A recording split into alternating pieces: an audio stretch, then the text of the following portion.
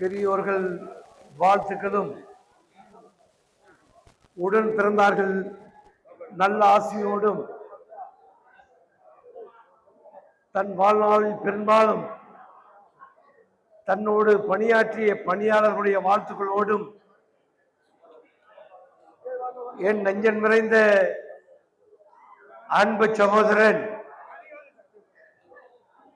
அருமைக்குரிய தொகுத்து வழங்கிய ராமர் அவர்கள் சொன்னார்கள் விழா நாயகன் என்று சொல்லி.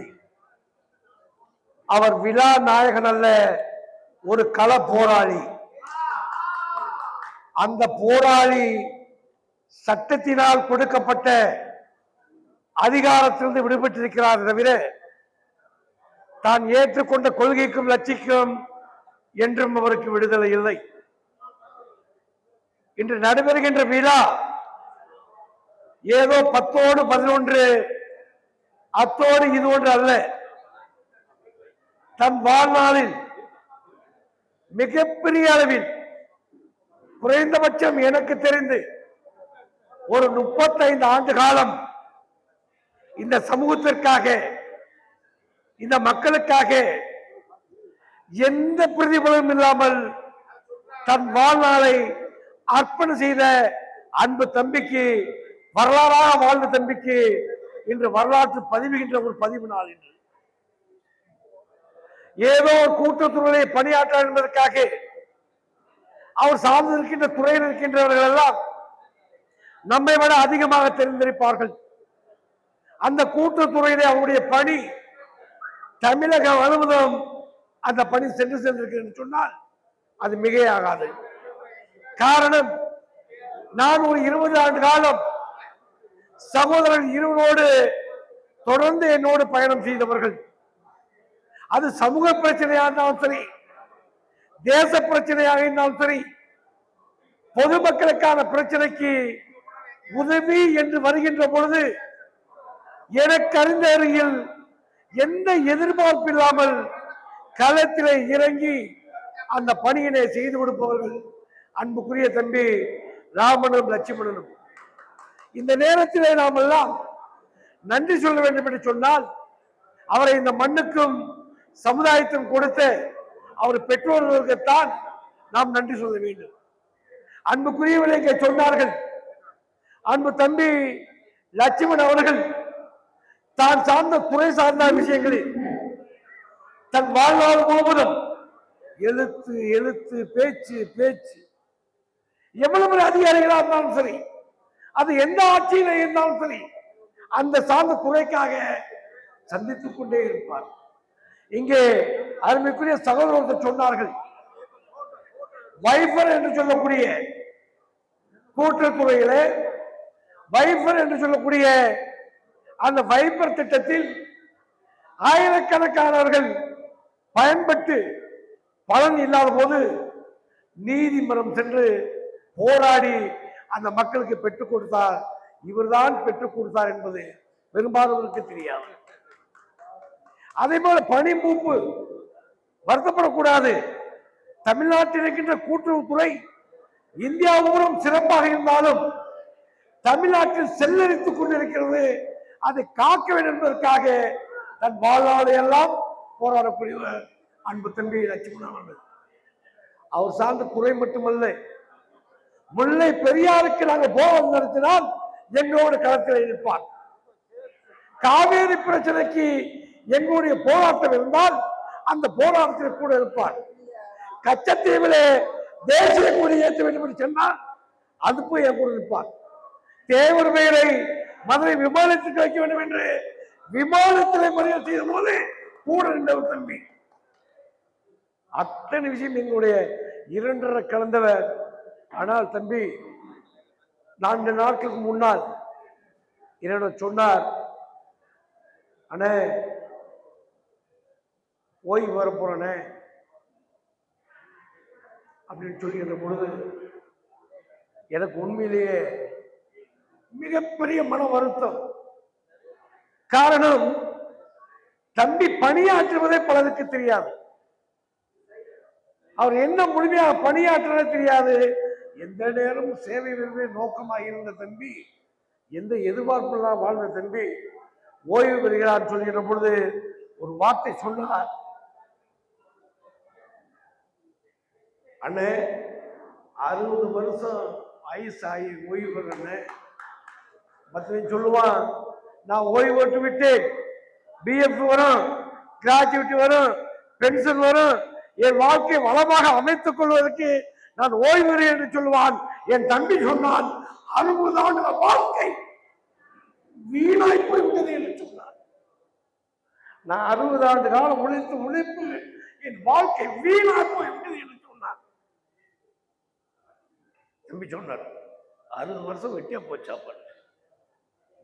இந்த கல்லநாட்டை பற்றி எடுத்து சொன்னா அவனுடைய கை எழுதாத பேப்பர் இருக்காது, அதெல்லாம் வரலாற்று ஆவணம்.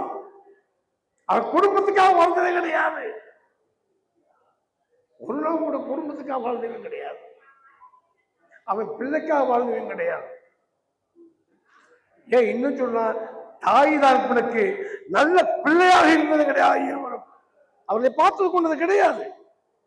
எந்த நேரம் பொதுச்சேவை, எந்த நேரம் மக்கள் பணி, எந்த நேரமும் சென்னை, யார் கூப்பிட்டாலும் நான் கொஞ்சம் சொகுசா வாழ்ந்து படையிருக்கேன். நான் அன்னை விஜயகுமார் சொல்றது, நான் கொஞ்சம் உயர்ந்த ஹோட்டல தங்குவேன், கொஞ்சம் ரிச்சா இருக்குன்னு நினைப்பேன்.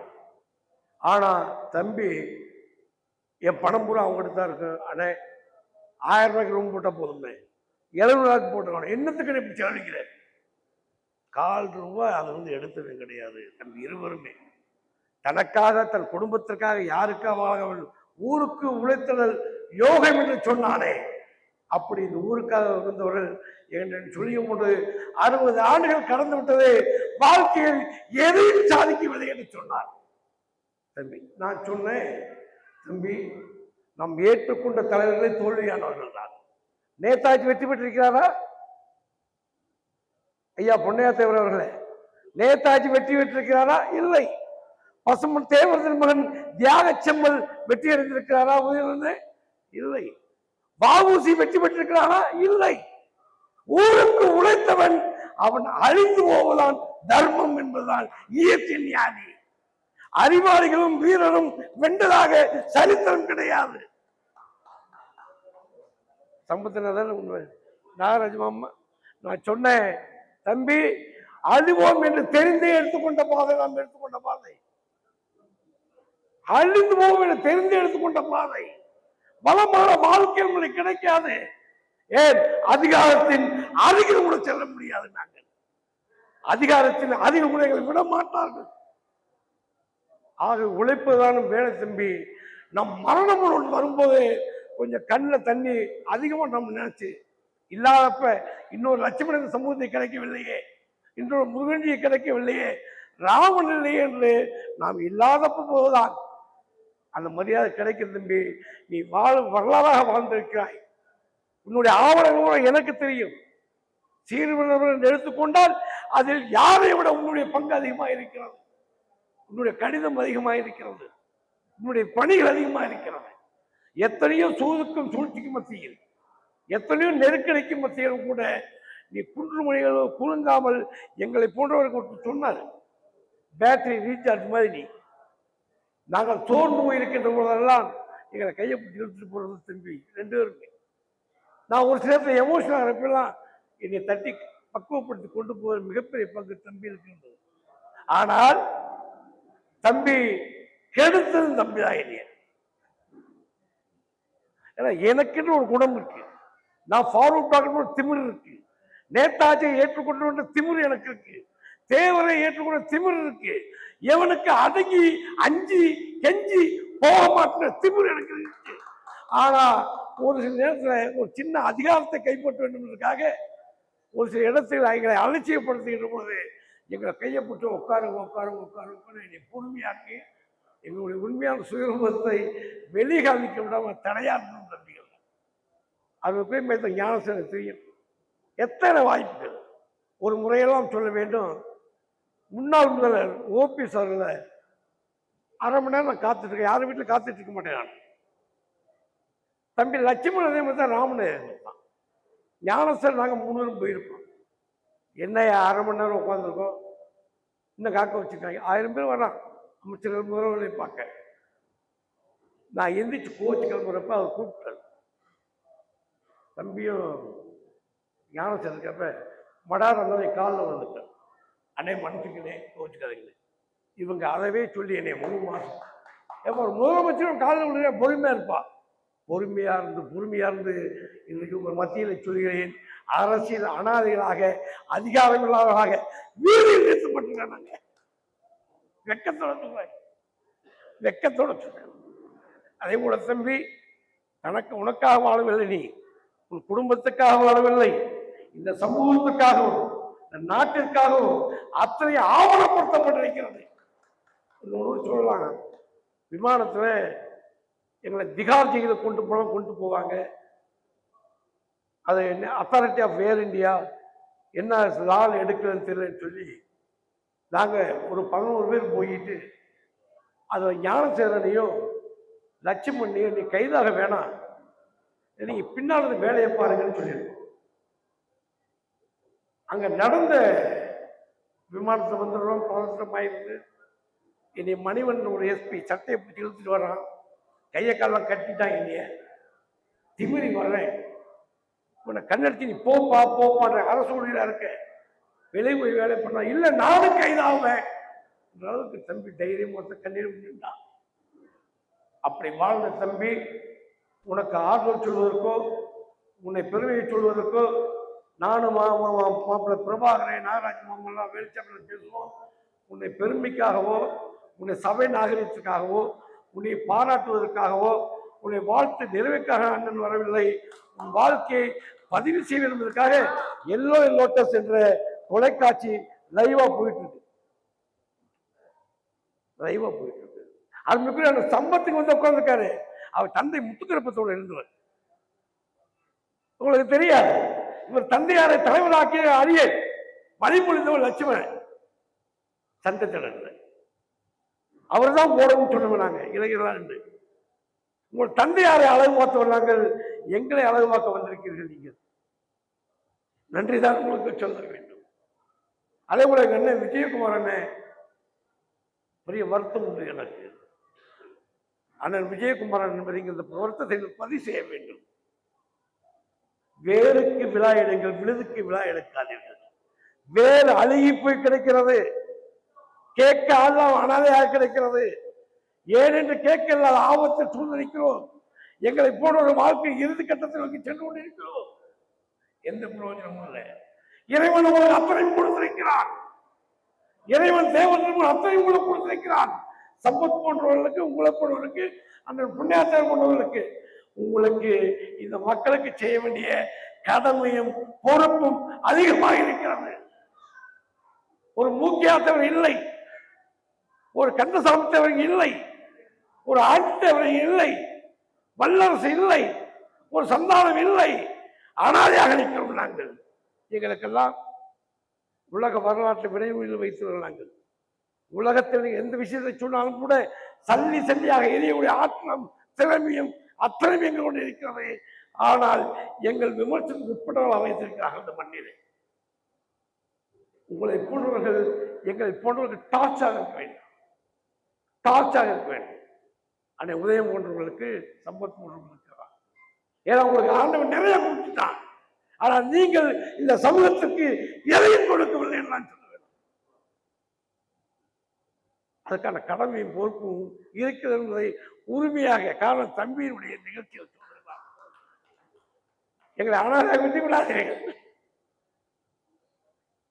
அனாதையாக விட்டு விடாதீர்கள். நாங்கள் சொல்லுவோம், நாங்கள்தான் 108 தீயணைப்புத்துறை மாதிரி கூப்பிட்டா வர்ற மாதிரி சொல்லி. நேற்று ஒரு பெரியவர் என்னிடம் சொன்னார், தம்பிக்கு பாராட்டு விழா இருக்கப்பா, பக்கத்தோட பெருமாள் வர்றியான்னு கேட்டேன். அவர் சொன்னாரு, முருகா பாண்டி கூட கூடிக்கிச்சாடா, வேட்டைக்கு எப்படியா வரும்? பாண்டி கூட நிறைய ஆச்சுடா சாதியில, வேட்டைக்கு எப்படியா வரும்னார். அங்கதான் வச்சது உழைச்சது எல்லாருக்கும் நக்கி படையிடுச்சுடா, ஏதோ ஒரு இயற்கை இழுத்திருக்கிறா. வாழப்பட்ட பிறவிடா நீங்க, வாழப்பட பிறவியா நாங்க வாழை கனி கொடுக்கிறது, இலை கொடுக்கிறது, தண்டு கொடுக்கிறது, ஒரு கண்டு இருந்தால் ஓராயிரம் போக முடிக்கிறது, மங்களகரமான சின்னத்தில் அடையாளமாக இருக்கிறது. ஆனால் உங்கள் வீட்டில் ஒரு சுபகாரியம் என்றால் வெட்டி முன்னாலே அலங்காரம் குறித்து அழகு பார்க்கிறீர்கள். அந்த பந்தலை அறுத்த பின்னால் தூக்கி எறிஞ்சு நாடு நாடா சின்ன பையாச்சு இருப்பாங்க, அந்த மாதிரி எங்களை போட்டு தோட்டினா நாங்கள் என்ன பண்ண முடியும்? ஆகவே பிள்ளையெல்லாம் வேண்டுகோள் வைக்கிற திருப்பதி மாப்பிள்ளை மூணாக சொல்றேன், வேருக்கு விழா எடுக்காது, விருதுக்கு விழா எடுக்காம வேருக்கு விழா எடுக்கணும்னு கேட்டு நீங்கள் கற்ற கல்வியும் நீங்கள் பெற்ற செல்வமும் நீங்கள் பெற்ற அதிகாரமும் உங்களுக்கு கிடைத்த இறைவன் கொடுத்த வாய்ப்பை இங்கிருக்கிற காலத்தில் இந்த மக்களுக்காக இந்த மண்ணுக்காக போராடுகின்ற எங்களை போன்றவர்களுக்கு நீங்கள் துணையா இருக்க வேண்டும் என அன்புக்குரிய தம்பி லட்சுமணனுடைய நிறைவாக கேட்டுக்கொண்டு, அன்பு தம்பி, இன்று கட்டுப்பாடுகள் உனக்கு தகர்த்தப்பட்டிருக்கிறது. அரசு பதவியில இருந்து சம்பளம் பெற்றுக் கொடுத்ததனால் உன்னால் பல பணிகள் முடியவில்லை. ஆனால் வரும் எதிர்காலத்தில் ஞானசேகர் சொல்லியது போல யுத்தத்தை இழக்கவில்லை, களத்தை இழந்திருக்குமே தவிர நாம் யுத்தத்தை இழக்கவில்லை. எப்பொழுதும் சங்கு ஊத பிறந்தவர்கள் ஊதிக்கொண்டே இருப்போம். விடியதோ விடியலையோ ஊத வேண்டிய சங்கை ஊதுவோம். விதைத்தவர்கள் விதைகளை உறங்காது, விதைத்தவர்கள் உறங்கினார்கள். நாம் விதைத்தது யாருக்கும் குறைஞ்சதல்ல, விதைத்துக் கொண்டே இருக்கிறோம். அது பாறையிலையோ இடுக்கிலையோ விதைத்துக் கொண்டு இருப்போம். விதைப்பது நம் கடமை. விளையாம போனால் விதை என்னுடைய பொறுப்பு என்று சொல்லி நம் கடமையை தொடர்ந்து ஆற்றுவோம். வரும் விளைவுகளை எதிர்கொள்வோம். இவர்களுடைய ஆசையோடும் ஆதரவோடும் பணி இது மிகச் சிறப்பாக எதிர்காலத்தில் இருக்கும் என்று சொல்லி அளவாய் அண்ணனும் அன்னை மீனாட்சி நான் வணங்குகின்ற பசுமன் தேவத்தின் மகனும்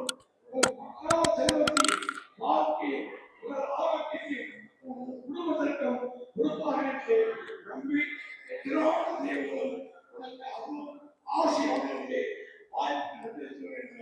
நன்றி, வணக்கம், வாழ்க்கை தேவ